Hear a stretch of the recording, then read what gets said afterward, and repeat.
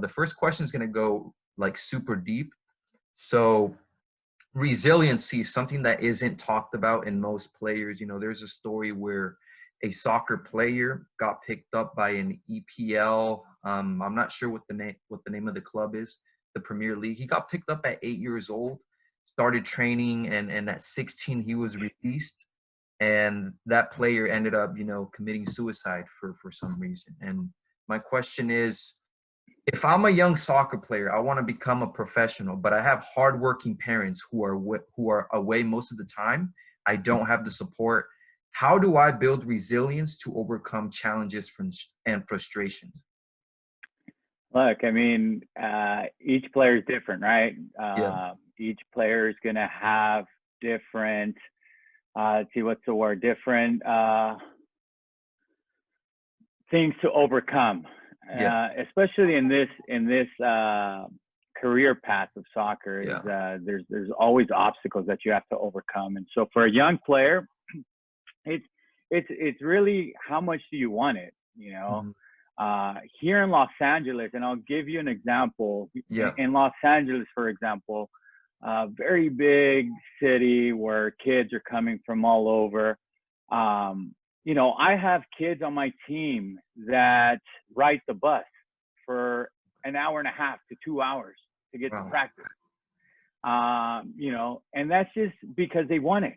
And I think it's every kid is going to be different.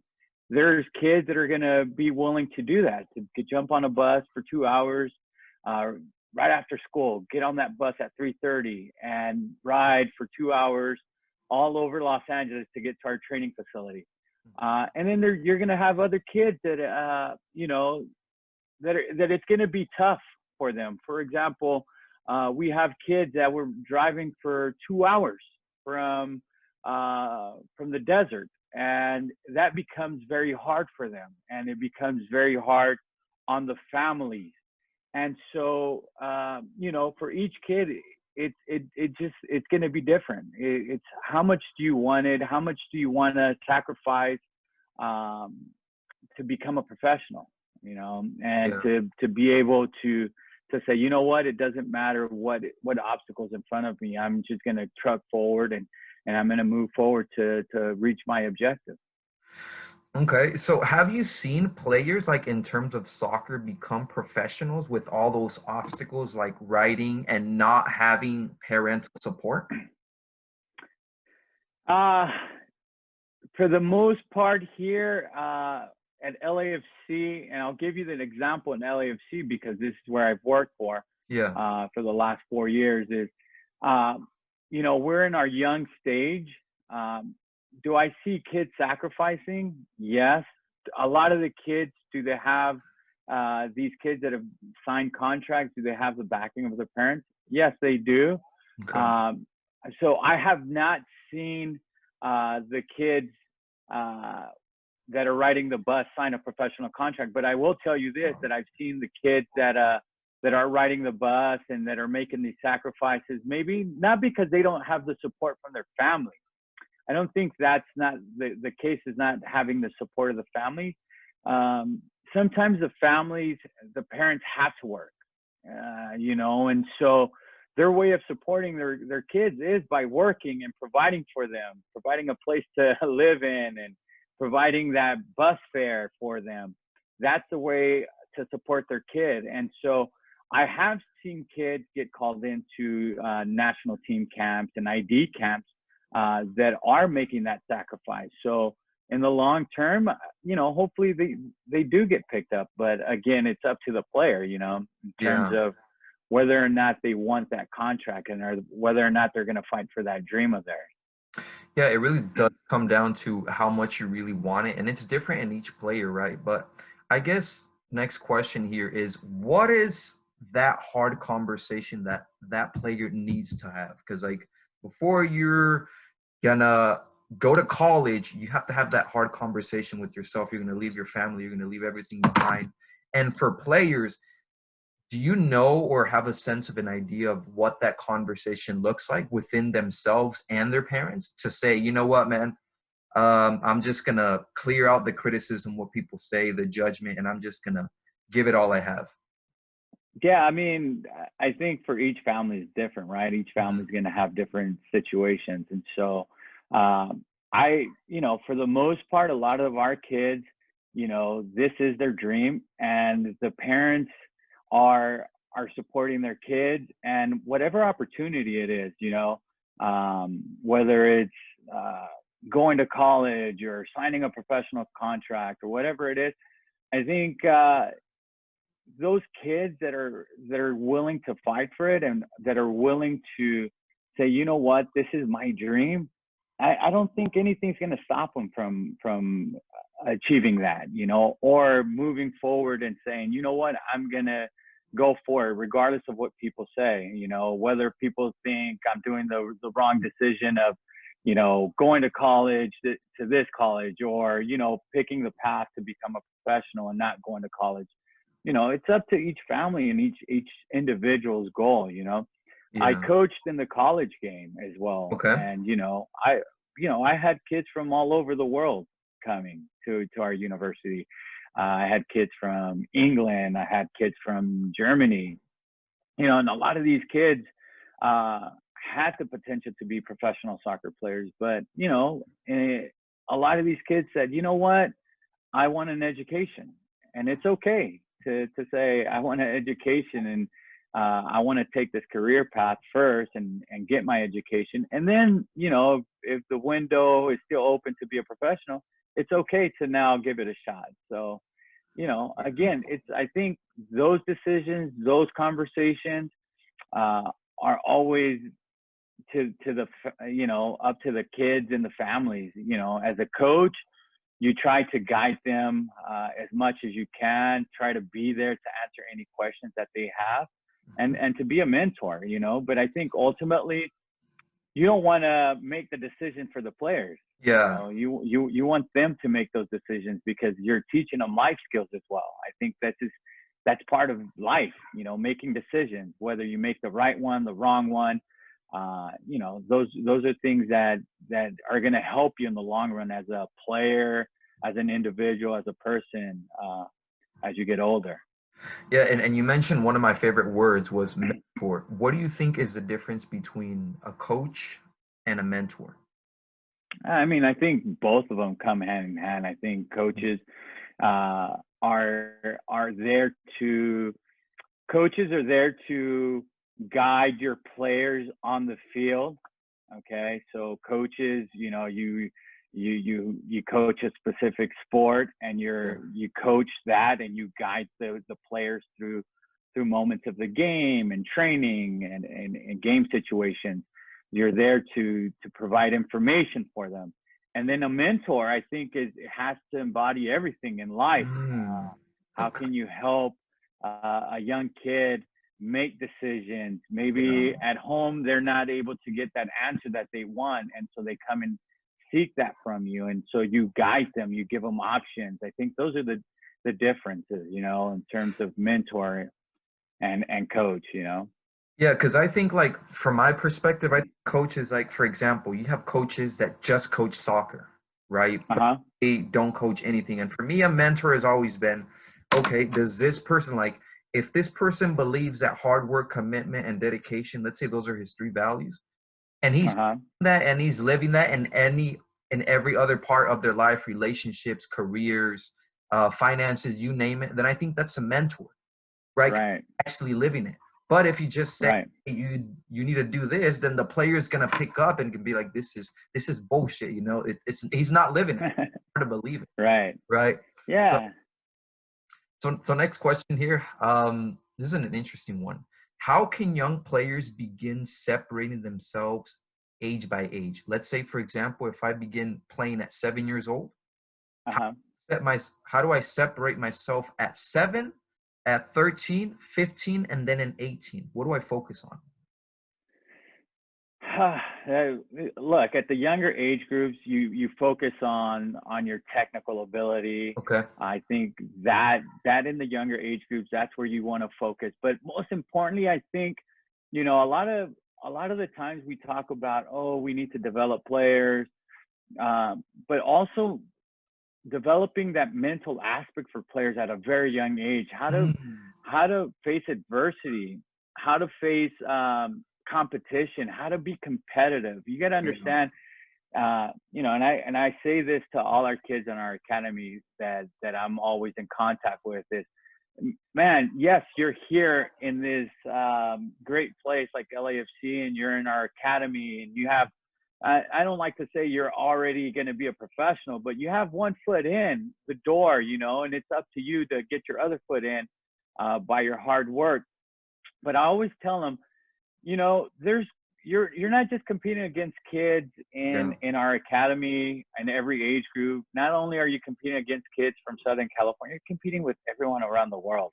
And I think, you know, at a young age, teaching them how to compete and how to face adversities, because I think that's going to be the key as they get older. There's always going to be adversities. There's going to be a coach as you move up in the academy that might not think you're the best player, and you might not play that much minutes. And how do you overcome that? How do you, you know, how do you separate yourself and say, you know what, it's okay if I'm not playing as much, I'm still going to work hard. And I think in the younger age groups, I think that's very important. How do we teach our players to be resilient? And then obviously as you get older, into the older age groups, it's just it becomes competition and being better at your craft than everyone else. You know and how fast can you learn? I think a lot of our players, you know, struggle with that aspect. You know, a lot of kids think it's it's just, how good am I technically? How you know, if I'm good technically? Yeah, well, you got to understand, if there's one of you, there's like 1,000 all over the place that are as good as you. So what are the little things that are going to make you better as you get older? Are you fitter? You know, are you fitter than that guy that's as good and technically as good as you? You know, are you mentally stronger than that guy? You know, how those little nuances that are going to make you stand out more as you get older, because you got to understand at this level, I would say at the academy level, and as you get into the pro game, players are good. There's a reason why they're there, and there's a reason why those players are signing contracts and becoming pros. And so the nuances of being, you know, very good physically, taking care of yourself, you know, those things come into play. And so as you get older, if you don't separate yourself with that, you're not going to survive. You're not going to survive. Yeah. Okay. Interesting answers. So the question remaining then is to move on to the parents and self-confidence side. How do you overcome? Like, is there a certain strategy that you implement in players that helps them become resilient? I don't think there's necessarily a strategy. I don't think there's a coach that says, oh, well, I know how to make my player overcome these challenges. I think it's always making sure that you're having conversations with players. That as a coach, you have to be able to observe your players, and you know when a kid is not playing in a game or is in a funk. You know that kid's walking off the field. He's not himself. He's quiet. Having those conversations and saying, hey, look, it's okay to overcome these, to go through these situations. At the end, if you overcome this, you'll see, and you'll reap the rewards at the end, and you'll see that. And I think that when players can understand that, and then they overcome those challenges, I think that's how they build that understanding. Oh, I remember when I was 14 and I was having this situation. I did X, Y, and Z, and I was able to overcome it. So yeah, now I'm 18. Okay, how can I apply that now to overcome this? Families are very important, I think. I think that is built at home as well. You know, I think 90% of it is built at home. How are your parents? Who are your parents?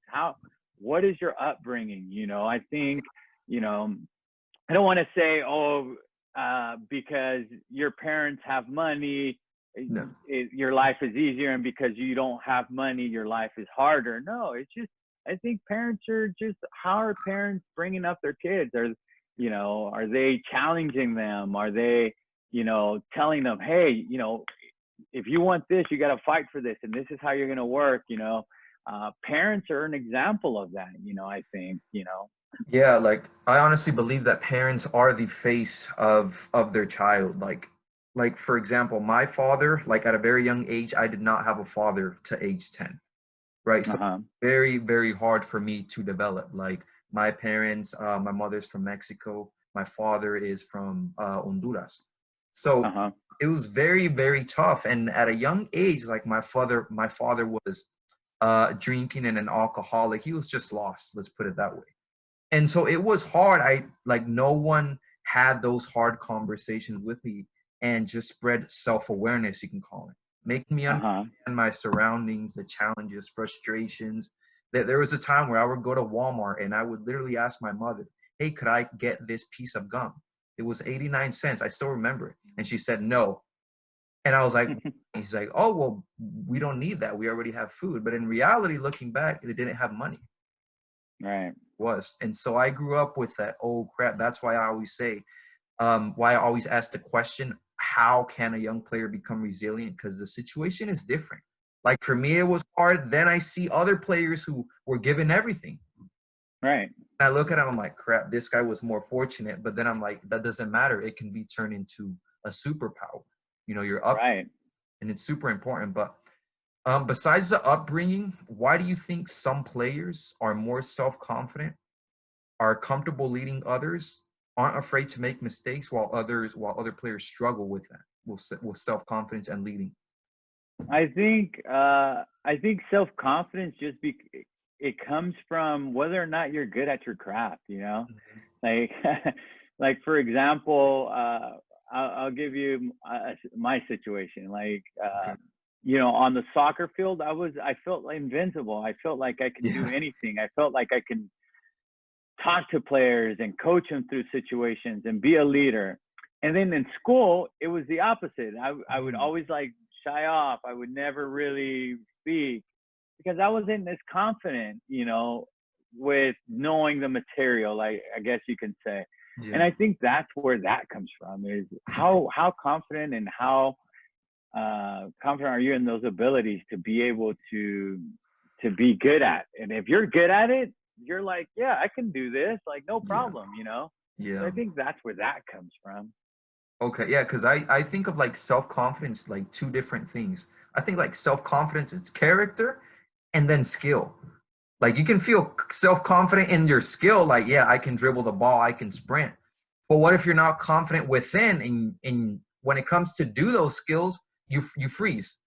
This would happen to me Well, times at practice. I'd be like, yeah, look at me. And then in games, I'd be like a little squirrel hiding, in my cage. well, that's I would say that's performance anxiety, right? There's Oh, we there we talk go. about we talk about players that are practice players that are like very good in practice because there's no pressure, no pressure. Okay, And there then we go. there's game situation where they're demanding of you, and you're like, oh my god, I don't know if I can perform.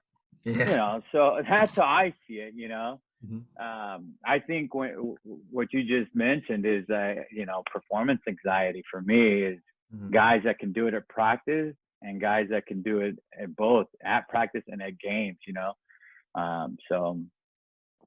Okay. So you kind of touched on this, but what do you think every young player has to give up and commit to if they like truly want to become a professional? your life. Life. Your life, man. Simple. You have to be able to give up everything. You have to be willing to give up hanging out with your friends. And I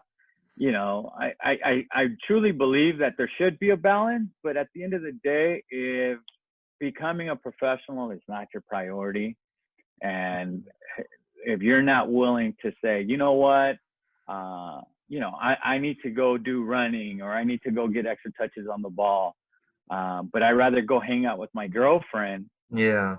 then you have your priorities mixed up. I think, Yeah. The guys that truly make it, I think are obsessed with the game, obsessed with the ball. It takes over your life. I think I truly believe that. I think those are the guys that are like, that really get to make it. The guys that, I always say, you either love it or you like it. The guys that like it, hey, I like to play. I like to go out and kick the ball with my friends, and I like to play in the game. But I'm not willing to give up X, Y, and Z. The guys that love it, they give up everything, and that just becomes their main focus. And in a country like ours where we have so many options to do things, we're lucky to live in a country like the U.S., where we have options, but at the same time, it can hurt us. Exactly. It can hurt us because if you think about other countries, I've seen players where it becomes an obsession, and it becomes a way of life to get their families an opportunity, and to give their family money and a way to survive. In our country, we're different, but it's okay that we're different. We have options. We have an education path, and it's okay. But, I use this as an example, the LeVar brothers in basketball, the younger one, the LaMelo kid, the dad they're like, look, you're going to be a pro. And the kid said, all right, I'm going to follow the path that no one else is going to follow that path, right? Wow. He took like a weird path. He decided to quit high school basketball, go play in some country in Europe, Slovenia, I don't know, like where no one even knew that basketball existed, right? Then he comes back and he joins a high school team, a travel team. Then he goes off to be a pro in Australia. And while doing all this, he's fighting for his dream, right? Yeah. And, he was willing to take that risk. He was like, you know what? Because I want to be a pro, I'm going to take this risk. And I'm going to shoot at it 100%, where here, to be a professional footballer, now you're like, if I'm not a professional footballer, I'm going to go get a soccer scholarship. Well, then you didn't want to be a professional footballer, because if that wasn't your dream right off the bat, then, Yeah, so it's like cutting those boats, like the no option mentality. Like it's like no plan B. It's only A or nothing. But you also mentioned the healthy obsession, right? Like when I think of healthy obsession, I think of MJ, Kobe Bryant, Ronaldo, those guys. And you look at their story, what they did is they just committed. Like there's a story, I'm not sure if you've heard it, where like Messi's parents literally had to take the ball from him in order to go eat inside. Like that was true commitment and obsession. And then same with Ronaldo, and same with Kobe, same with Michael Jordan, you name it. Like that. Think about the greats. If you want to be great, you're stuck with that ball 24/7. That's greatness, right? I think you become a master of being able to manipulate the ball. So if you think about the great football players, they were able to manipulate the game how they wanted to. The basketball players, they were able to manipulate the ball however they want to. The great soccer players are able to manipulate the ball however they want, So again, a healthy obsession, is just always being around it, whether you're with the ball, watching the game, whatever it is, Hey, even now you have kids playing PlayStation and Xbox and playing FIFA. Look, people think it's a bad thing, but in reality, it makes you think the game, and tactically, you start seeing certain things in the video game that like you're like, oh, I might be able to apply this to my game, and it makes you think about the game. So, sometimes I hear parents like, oh, it's not, he's always in the video game. Yes. Is it healthy that he's there 8 hours playing a video game? Yeah, it's not healthy, but it's also another way to interact within the game, Yeah. Okay.